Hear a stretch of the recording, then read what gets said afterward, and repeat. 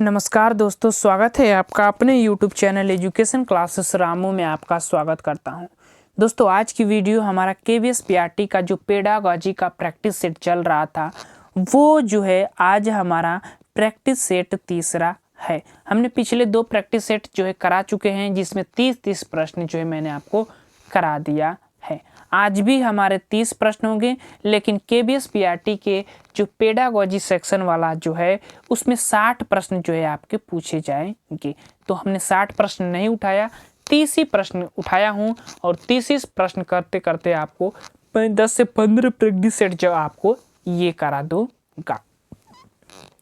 तो वीडियो आपको कैसा लगा? वीडियो अच्छा लगे और प्रश्नों का कलेक्शन आपको अच्छा लगे तो वीडियो को लाइक करिएगा, शेयर करिएगा, सब्सक्राइब करिएगा। आप ये चीज़ ध्यान रखिएगा कि आपके पेडागॉजी जो 60 नंबर का पूछा जाएगा उसमें काफ़ी लंबा टॉपिक जो है दिया गया है, चाहे वो विकास से ले लें या आप एक शिक्षक के रुचि, अभिप्रेरणा, बालक का रोल, ये सभी टॉपिक को ले लें, चाहे एक लीडरशिप जो भी हो, वो सभी टॉपिक जो है आपके सेशन में दिए गए हैं। सिलेबस नहीं देखेंगे तो ज़रूर आप सिलेबस एक बार देखिएगा, क्योंकि पढ़ने से पहले सिलेबस देखना काफ़ी महत्वपूर्ण होता है।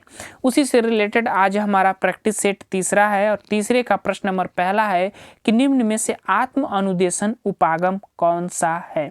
आत्म अनुदेशन उपागम जो है इसमें से कौन सा है, यानी सीखने की खुद की एक विधि होनी चाहिए जिसको मैं स्वयं अकेले सीखता हूँ, उसी को आत्म अनुदेशन कहते हैं।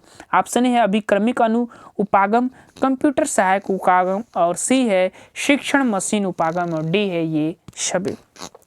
तो कौन सा उपागम हमारा जो है आत्म अनुदेशन उपागम के अंतर्गत आता है, तो वो हमारा आएगा कंप्यूटर सहायी उपागम। जब आप कंप्यूटर पर खुद कार्य करते हैं ना, तो उसी को आत्म अनुदेशन उपागम कहते हैं। तो ध्यान रखिएगा बी वाला विकल्प जो है सही हो जाएगा। मोस्ट इंपोर्टेंट प्रश्न था पेडागॉजी से रिलेटेड। प्रश्न नंबर दूसरा है कि अधिगम की प्रक्रिया में निम्न में से कौन सी विशेषताएं होती हैं। अधिगम की प्रक्रिया में इसमें से निम्न में से कौन सी विशेषताएं होती हैं वो आपको बताना है प्रश्न नंबर दूसरा का।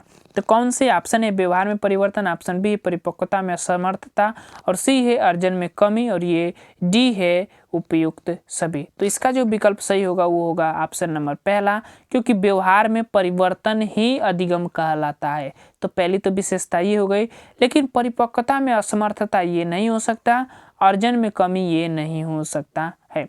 क्या अधिगम की विशेषता आपको लग रही है? नहीं है, तो ये भी नहीं हो सकता।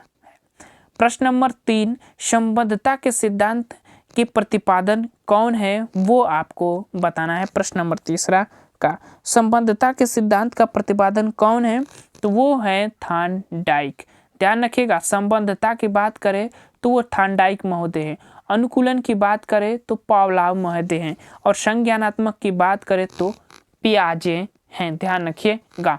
और पूर्ण बनन की बात करें तो स्किनर महोदय जी हैं। सामाजिकता की बात करें तो वाइगोस्की है। ध्यान रखिएगा।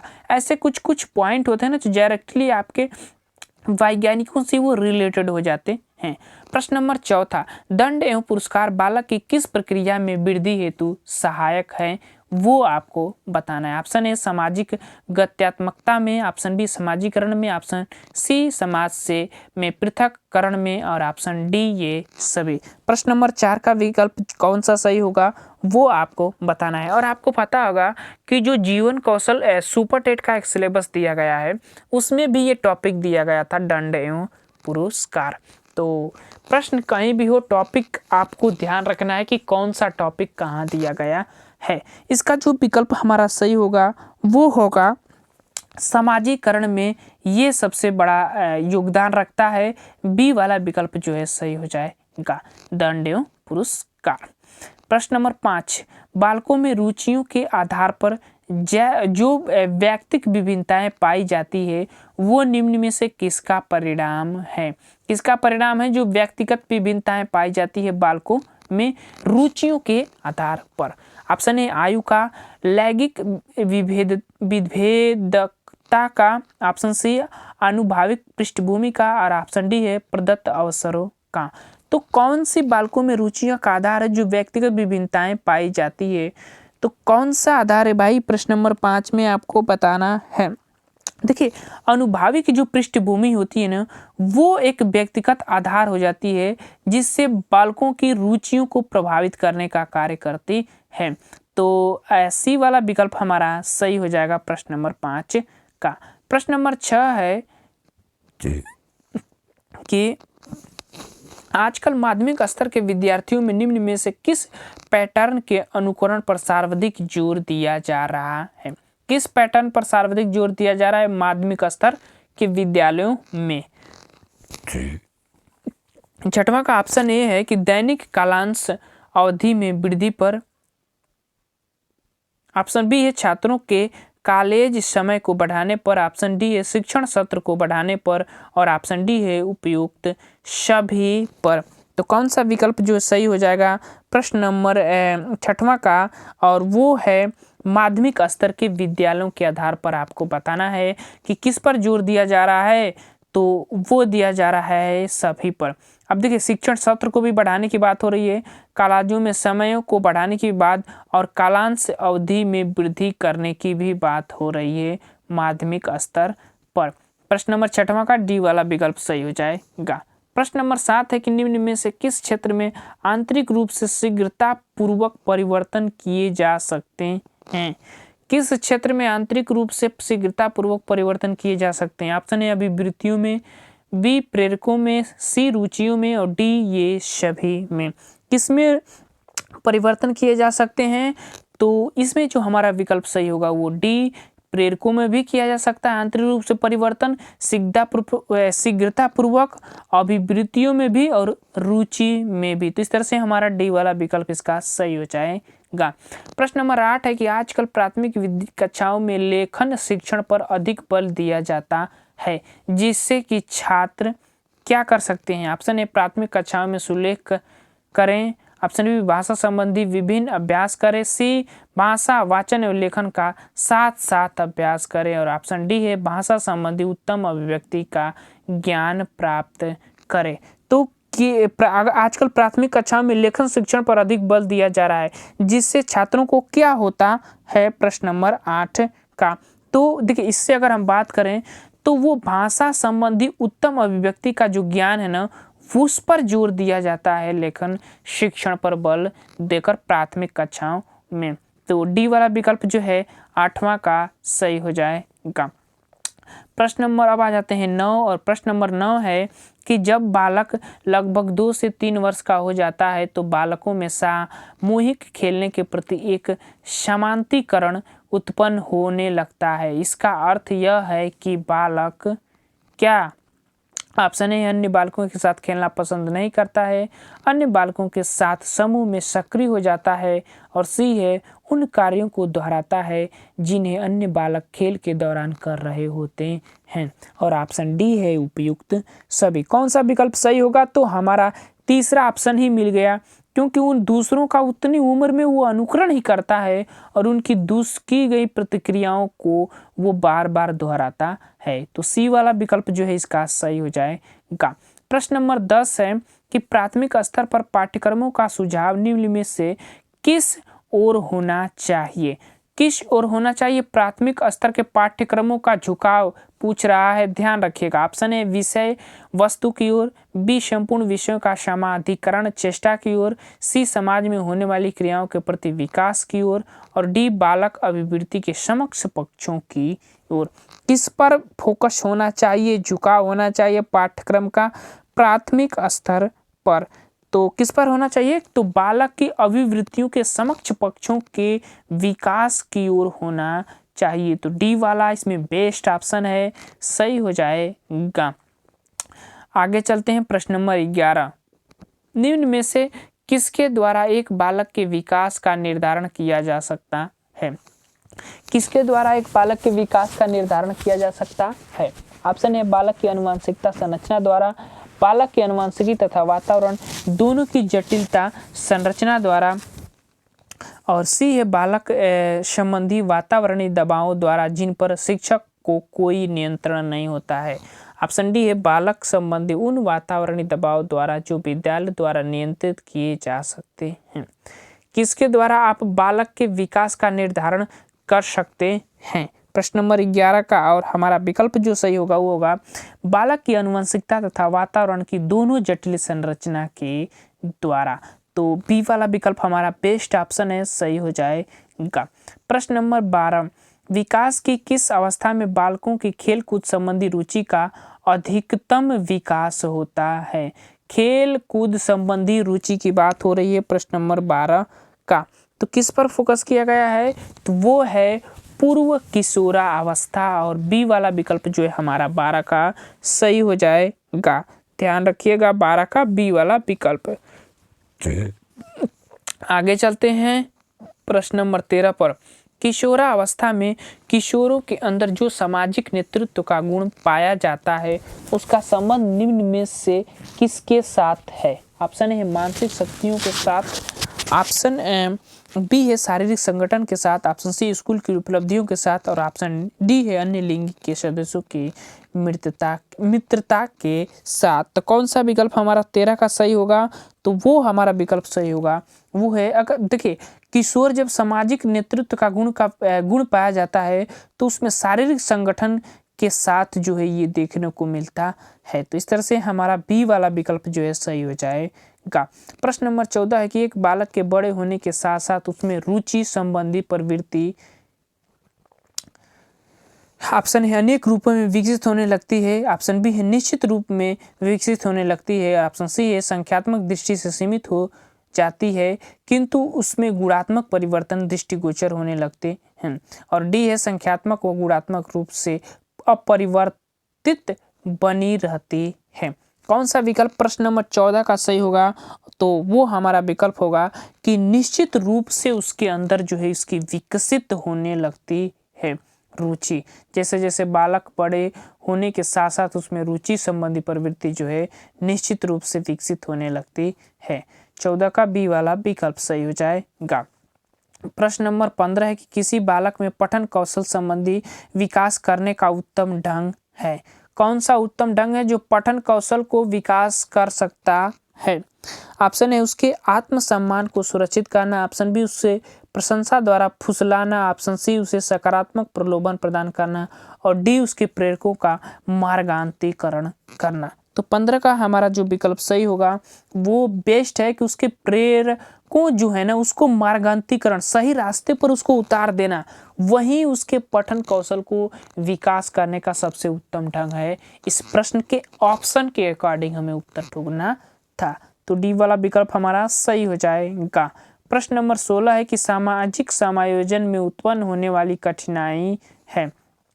सामाजिक समायोजन में उत्पन्न होने वाली कठिनाई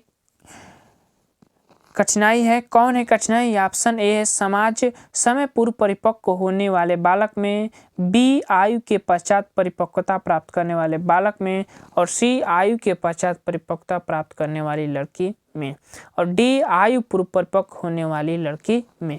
तो स्पेशली एक लड़के और एक लड़की की बात की गई है सामाजिक समायोजन में उत्पन्न होने वाली कठिनाई से रिलेटेड। कौन सा विकल्प इसके रिलेटेड 16 से रिलेटेड है? तो वह है कि आयु के पश्चात परिपक्वता प्राप्त करने वाले बालक में ये जो है कठिनाई उत्पन्न होने लगती है सामाजिक समायोजन से रिलेटेड। तो बी वाला विकल्प इसका सही हो जाएगा 16 का, ध्यान रखिएगा। आगे चलते हैं प्रश्न नंबर 17। प्रश्न नंबर 17 है कि मानसिक दृष्टि से पिछड़े बालकों की पहचान की जा सकती है। किससे पहचान की जा सकती है? मानसिक दृष्टि से पिछड़े बच्चों की। ध्यान रखिएगा ऑप्शन ए संवेदनशीलता के आधार पर, बी निष्ठा के आधार पर, सी शक्ति के आधार पर, और डी है अनुशासनहीनता के आधार पर। कौन सा विकल्प हमारा सही होगा? तो देखिए मानसिक रूप से दृष्टि से जो पिछड़े बालक होते हैं ना उनकी पहचान अनुशासनहीनता के आधार पर ही की जा सकती है। तो की जा सकती है, आपको पता होगा पिछड़े बालक होंगे तो वो एक निम्न प्रकृति का सोच रखते होंगे, निम्न कार्य करते होंगे, ऐसी चीज़ें जो है वो मानसिक दृष्टि से पिछड़े बालकों की पहचान कर सकते हैं। तो उसमें अनुशासन नहीं देखने को मिलता वैसे बालकों में। तो डी वाला विकल्प जो है हमारा सही हो जाएगा। प्रश्न नंबर 18, प्रतिभावान बालकों की पहचान कैसे की जा सकती है? अब देखिए वहाँ पर मानसिक स्तर से नीचे वाले बालक थे, मंदबुद्धि बालक जिसको आप कह सकते हैं, उसमें उनको हम पिछड़े बालक भी कह सकते हैं। अब उनको अनुशासनहीनता पाई जाती है। लेकिन यहाँ पर देखिए 18 प्रश्न, प्रतिभावान बालकों की पहचान कैसे की जा सकती है वो आपको बताना है प्रश्न नंबर 18 का। बुद्धि परीक्षण के द्वारा, अभिरुचि परीक्षण द्वारा, उपलब्धि परीक्षण द्वारा, उपयुक्त सभी के द्वारा। तो किसके आधार पर प्रतिभाशाली बालक की पहचान की जा सकती है? तो इन सभी उपलब्धि परीक्षण के भी द्वारा, अभिरुचि के भी द्वारा और बुद्धि परीक्षण के द्वारा भी प्रतिभावान बालकों की पहचान की जा सकती है। प्रश्न नंबर 19 है कि पिछड़ा बालक वह है जो अपने अध्ययन के बीच में अपना का अच्छा कार्य जो उसकी आयु के अनुसार एक कक्षा से नीचे का है उन करने में असमर्थ है। उक्त कथन जो है किसका है? मतलब ये परिभाषा कही गई कि पिछड़ा बालक वो है जो अपने उम्र के कक्षा के बच्चे हैं उससे एक कक्षा के नीचे की जो है स्तर की जो है वो कार्य करता है, उसी को हम पिछड़ा बालक कहते हैं। और ये उसी को हम असमर्थ बालक भी कह सकते हैं। अब ये बताना है कि परिभाषा किसकी है 19 का, वो आपको बताना है प्रश्न नंबर 19 का। तो ये बर्ट की परिभाषा है, ध्यान रखिएगा, बी वाला विकल्प इसका सही हो जाएगा। प्रश्न नंबर 20 है कि निम्न में से एक पिछड़े बालक की प्रमुख समस्या क्या है? पिछड़े बालक की इसमें से एक प्रमुख समस्या क्या है वो आपको बताना है प्रश्न नंबर 20 का। तो देखिए पहला ऑप्शन स्कूली संबंधी समस्या, संवेगात्मक समस्या, सामाजिक समस्या। ऑप्शन नंबर डी जो है सही हो जाएगा। एक पिछड़े बालक की ये प्रमुख तीनों समस्याएं देखने को मिलती है। प्रश्न नंबर 21 सृजनशील बालकों की बुद्धि का स्वरूप होता है, कैसा होता है उनकी बुद्धि का स्वरूप? प्रश्न नंबर 21 का उत्तर आपको बताना है। तो वो न तो निम्न और न ही प्रखर बुद्धि वाले होते हैं, वही सृजनशील बालक कहलाते हैं। सी वाला विकल्प 21 का सही हो जाएगा। प्रश्न नंबर 22 है कि विद्यालयी उपलब्धियों में बच्चों के असफल होने का प्रमुख कारण नहीं है। इसमें से कौन एक प्रमुख कारण नहीं है जो विद्यालयी उपलब्धियों में बच्चों के असफल होने का प्रमुख कारण इसमें से कौन सा नहीं है? प्रश्न नंबर 22 का ऑप्शन है तत्परता की कमी, ऑप्शन बी अभ्यास की कमी और सी बच्चों की समस्याओं का समुचित निवारण न होना और डी है पारिवारिक सहयोग जो है इसकी वजह से असफलता के प्रमुख कारण नहीं है। प्रश्न नंबर 22 आपको बताना है और विकल्प हमारा सही होगा वो होगा डी। पूछा क्या? असफलता के होने का प्रमुख कारण नहीं है।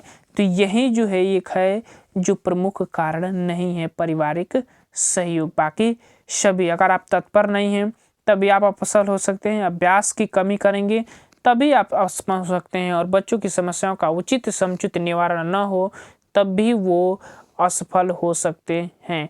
और कारण नहीं है तो पारिवारिक सहयोग जो है इसमें कारण नहीं है असफलता का। प्रश्न नंबर 23 बालकों की शक्ति को प्रयोग करने का अवसर देने के लिए उपयुक्त चिंतन है। कौन इसमें से जो चिंतन है जो बालक की प्रयोग शक्ति को प्रयोग करने का अवसर देती है? प्रश्न नंबर 23 का कौन सा विकल्प सही होगा? तो ये हमारा सभी जो है तर्क भी, समस्या समाधान, वाद विवाद जो है उसके बालकों की शक्ति को प्रयोग करने का अवसर ये तीनों देती हैं कि वो कितनी सोच सकता है अपनी मानसिक शक्ति के आधार पर किसी भी अमूर्त या मूर्त वस्तुओं के प्रति। ठीक।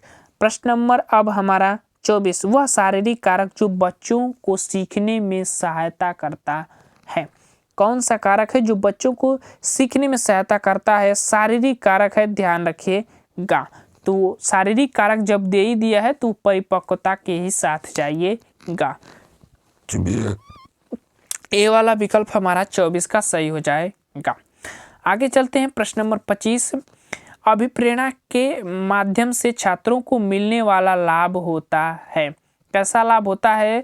जो अभिप्रेरणा के माध्यम से छात्रों को मिलने वाला होता है। तो कैसा लाभ होता है? प्रश्न नंबर 25 का उत्तर आपको बताना है। तो देखिए अभिप्रेरणा से जो छात्रों को मिलता है ना उत्साह में वृद्धि होता है। ए वाला विकल्प जो है सही हो जाएगा। ध्यान रखिएगा 25 का। इससे बुद्धि में कोई वृद्धि नहीं होगी, उचित मार्ग में भी नहीं, ये तो हो ही नहीं सकता। जब दो नहीं होंगे तो ए वाला विकल्प इसका सही हो जाएगा। प्रश्न नंबर 26 है कि प्रेरणा हेतु आवश्यक स्रोत प्रेरणा होती आवश्यक स्रोत आपको बताना है प्रश्न नंबर 26 का। तो आप जब प्रेरणा पूछे होंगे तो आवश्यकता के लिए प्रेरणा में आवश्यक 3 है, आपके अंदर आवश्यकता और चलने की क्षमता। अब जब आप चलेंगे तब आपको उद्दीपक मिलेगा। तो ये तीनों जो है होना आपके लिए आवश्यक है, प्रेरणा के लिए हेतु आवश्यक है। प्रश्न नंबर 27 है कि प्रायः छात्र एवं छात्राओं की रुचियों में अंतर निम्नलिखित में से किसका परिणाम है? किसका परिणाम है जो छात्र छात्राओं की रुचियों में अंतर को दर्शाता है? प्रश्न नंबर 27। तो ये अगर हम बात करें तो सांस्कृतिक प्रभावों का इन पर प्रभाव पड़ता है, इसीलिए इनकी रुचियों पर जो है अंतर देखने को मिलता है। तो बी वाला विकल्प इसका सही हो जाएगा। प्रश्न नंबर 28 है कि यदि एक प्रतिभाशाली छात्र आपके द्वारा प्रदत्त कक्षा कार्य में बिल्कुल रुचि नहीं ले रहा है तो ऐसी स्थिति में छात्र के साथ न्यूनतम प्रभावी ढंग से व्यवहार करने की शैली क्या होनी चाहिए? कौन सी शैली होनी चाहिए वो आपको बताना है प्रश्न नंबर 28 का। तो देखिए, उसे मनपसंद कुछ भी करने की सलाह दें। ऑप्शन बी है उसे विशिष्ट कार्य प्रदान करना। ऑप्शन सी है उसे आगामी कक्षा के कार्य संपादन का भार सौंपना। और डी है उसे विद्यालय के उपरांत रुककर कार्य समाप्त का आदेश देना। तो देखिए, ये चीज़ ध्यान रखिए, जब वो कार्य बिल्कुल रुचि नहीं ले रहा तो ऐसी स्थिति में छात्र के साथ न्यूनतम प्रभावी ढंग से व्यवहार करने की शैली के अंतर्गत हम डी वाले ऑप्शन के साथ जाएंगे। उसे विद्यालय के उपरांत रुककर कार्य समाप्त करने का आदेश देंगे, क्योंकि वो आपके पढ़ाने पर रुचि नहीं ले रहा है, शिक्षा कक्षा कार्य जो हो रहा है उस पर रुचि नहीं ले रहा है, तो उसको अतिरिक्त समय दें ताकि वो आगे से ऐसी कमी न करे अपने सीखने में। प्रश्न नंबर 29, कक्षा कक्ष में शिक्षण का परिणाम निम्न में से क्या होना चाहिए? कक्षा कक्ष में शिक्षण का परिणाम निम्न में से क्या होना चाहिए वो आपको बताना है। ऑप्शन है विद्यार्थियों के दृष्टिकोण में परिवर्तन आना, बी सूचनाओं को एकत्रित करना, सी सेवा नियुक्ति की क्षमता का विकास होना और डी खेल कूद के भाग लेने की योग्यता का विकसित होना। प्रश्न नंबर 29 का हमारा जो विकल्प सही होगा वो होगा विद्यार्थियों के दृष्टिकोण में परिवर्तन आना ही कक्षा शिक्षण का ये परिणाम होता है। जब आप किसी चीज़ पर कक्षा शिक्षण कर रहे हैं तो आप उस चीज़ में बच्चों को लाना चाहेंगे और वही विद्यार्थियों के दृष्टिकोण में परिवर्तन लाना कहलाता है। प्रश्न नंबर 30 है कि बालक के सामाजिक भावना के प्रति बालक में सामाजिक भावना के प्रति विकास जन्मजात होता है। आप इस कथन के साथ सहमत है? जन्मजात होता है उसका सामाजिक भावना के प्रति विकास, आपको बताना है। पूर्ण सहमत है, आंशिक रूप से सहमत है, असहमत है और इनमें से कोई नहीं। तो इसका जो कौन सा विकल्प होगा? तो हमारा विकल्प जो है सी वाला सही हो जाएगा, क्योंकि जन्म के समय बालक में कोई भी सामाजिकता होती ही नहीं है, ना तो वो सामाजिक होता है और ना ही असामाजिक होता है। तो इसी के अकॉर्डिंग हमारा प्रश्न का विकल्प सी वाला विकल्प जो है सही हो जाएगा। तो ये थे हमारे सीडीपी यानी केबीएस पीआरटी के पेडागोजी सेशन का तीसरा प्रैक्टिस सेट। कैसा लगा आपको वीडियो जरूर बताइएगा कमेंट बॉक्स में। चलिए दोस्त, वीडियो को समाप्त करते हैं। Thank you for watching this video.